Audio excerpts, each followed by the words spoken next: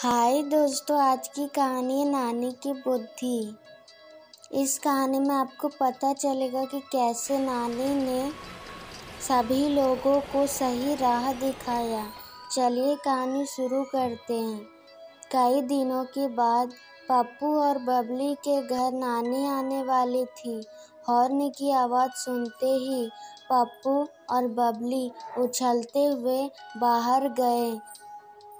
नानी के गाड़ी से उतरते ही बच्चों ने उन्हें गले से लगा लिया। नानी ने रामू काका से कहा कि मेरे झोले में लड्डू है, उसे तुरंत किसी चीज़ में रख दो। लड्डू का नाम सुनते ही बच्चे उछलने लगे और खाने की जिद करने लगे। लेकिन नानी ने कहा, बच्चों, साबुन से हाथ धो लो फिर खाना। तुम्हारा हाथ साफ रहेगा तब तुम बीमार नहीं पड़ोगे। सुबह से घर के बाहर की सड़क पर चहल पहल थी। बबली नानी के साथ गेट पर आए तो देखा कई मजदूर सड़क के किनारे गड्ढा खोद रहे हैं। इतने में पापा और पप्पू भी गेट पर आ गए। पापा बोले, फिर वही नौटंकी हर बार लगा देते हैं पौधे और बिना ध्यान दिए चले जाते हैं। फिर वह थोड़ी दिनों बाद सूख जाती हैं और मर जाती हैं। नानी ने हैरान होकर पूछा, सड़क के दोनों तरफ रहने वाले लोग इन पेड़ों पर ध्यान क्यों नहीं रखते? तो पापा बोले, यह पेड़ तो सरकार की जमीन है, इसका ध्यान रखने का काम नगर निगम का है ना। नानी ने आश्चर्य से उन्हें देखा। उस दिन शाम से ही नानी ने रामू काका से चिट्ठी भेजकर उस सड़क के बीच मकान में रहने वाले लोगों से समय मांगा।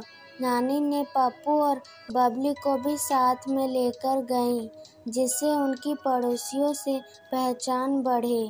नानी हर घर में जाकर वृक्षों का महत्व समझाती और कहती कि पेड़ से ऑक्सीजन प्राप्त होगा और उससे हमें ही लाभ है, इसीलिए हमें अपने पेड़ों का ख्याल रखना चाहिए। और उन्होंने उन लोगों से अनुरोध किया कि सभी लोग पेड़ों का ध्यान रखें जो सरकार द्वारा लगाया गया है। सभी ने नानी की बात सुनकर सहमति जताई और उन पेड़ों को पानी खाद देने लगे, जिससे कुछ ही दिनों में वह पेड़ बढ़ने लगे। जब नानी दूसरी बार गांव से शहर आई पप्पू और बबली से मिलने तो उन्होंने देखा कि 2 साल में वृक्ष बड़े बड़े हो गए थे और वहाँ पक्षियों तथा गिलहरियों ने अपना घर बना लिया था और चारों तरफ शुद्ध वातावरण हो गया था। सभी ने नानी का धन्यवाद किया। इस कहानी से हमें यह सीख मिलती है कि अगर सरकार हमारे लिए कुछ करती है तो हमें उनका सहयोग जितना हो सके उतना करना चाहिए और पेड़ पौधों को लगाकर हमारे वातावरण की रक्षा करनी चाहिए। इसी तरह अमेजिंग स्टोरीज़ के लिए हमारे चैनल को लाइक, सब्सक्राइब और शेयर ज़रूर करें। और आपको यह कहानी कैसी लगी ज़रूर कमेंट करके बताएं।